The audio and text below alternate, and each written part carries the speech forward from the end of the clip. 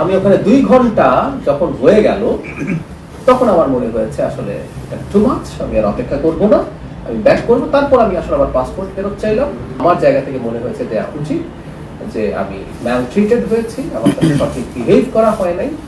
কারণ আমি যখন যাব এই তথ্য জানানো হয়েছিল আমাকে নিয়ে যদি কোনো সমস্যা থেকে থাকে সেই সমস্যা তারা সমাধান করা অথবা অবজেকশন আগে দেয়া, এরকম কিছু হলেই হয়তো হতো।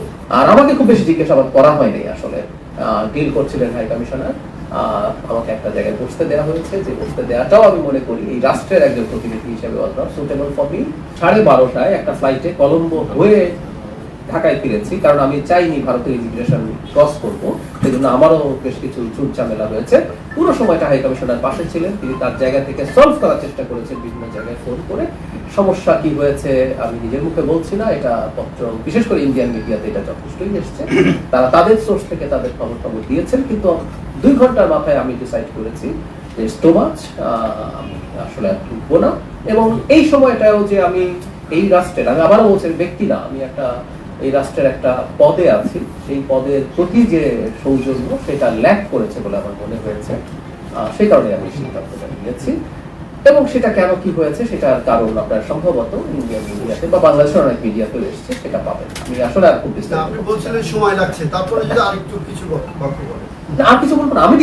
আমি যা দেখেছি, আমি ডিসিশন কেন নিয়েছি আমি সেটা আপনাকে জানালাম, যে আমার মনে হয়েছে আমি ওখানে 2 ঘন্টা যখন হয়ে গেল তখন আমার মনে হয়েছে আসলে এটা টু মাচ, আমি আর অপেক্ষা করব না, আমি ব্যাক করব। তারপর আমি আসলে আমার পাসপোর্ট ফেরত চাইলাম। যখন আমি পাসপোর্ট ফেরত চাইলাম তখন তাদের দিক থেকে খুবই আন্তরিকতাপূর্ণভাবে তারা বলতে হবে, তারা আমাকে রিকোয়েস্ট করেছেন। কিন্তু আমার মনে হলো হোয়াট হ্যাপেন, এটার একটা প্রতিবাদ রেজিস্টার থাকা দরকার আছে। সেই কারণে আমি আসলে, অনেকে বলছেন যে আমাকে দেখাই হবে না, তারা একটা সময় চেয়েছেন, এটা ফ্যাক্ট। এটা দেখবেন যে বিভিন্ন মিডিয়াতে ওভাবেই এসছে, কারণ ওখানে অনেক মানুষ প্রেজেন্ট ছিলেন, তারা একটা পর্যায়ে চেয়েছে। কিন্তু আমার মনে হয়েছে যা হয়েছে তার একটা প্রতিবাদ রেজিস্টার থাকুক। আবারও বলছি এটা কোনো শত্রুতার বিষয় না, এটা হচ্ছে একটা মেসেজ। আমি আমার জায়গা থেকে মনে হয়েছে দেয়া উচিত যে আমি ম্যালট্রিটেড হয়েছি, আমার সাথে সঠিক বিহেভ করা হয় নাই। কারণ আমি যখন যাব এই তথ্য জানানো হয়েছিল আমাকে নিয়ে যদি কোনো সমস্যা থেকে থাকে সেই সমস্যা তারা সমাধান করা অথবা অবজেকশন আগে দেয়া, এরকম কিছু হলেই হয়তো হতো।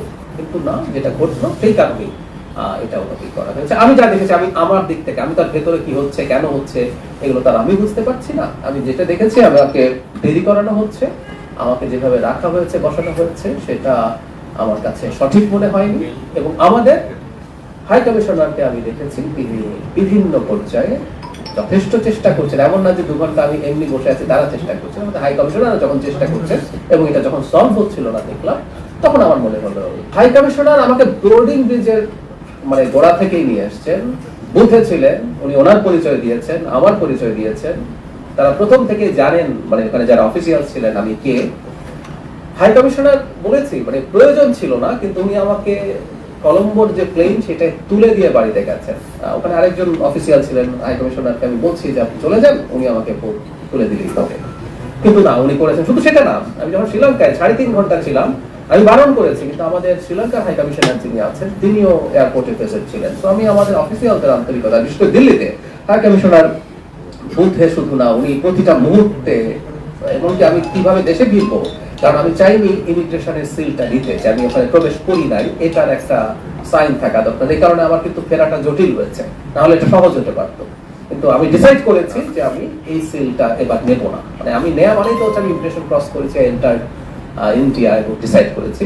তো ওই কারণে যাবত ব্যবস্থাপনা প্রয়োজন সেটা শেষ পর্যন্ত ইনফ্যাক্ট হাই কমিশনারই করেছেন। আর আমাকে খুব বেশি জিজ্ঞাসাবাদ করা হয়নি আসলে।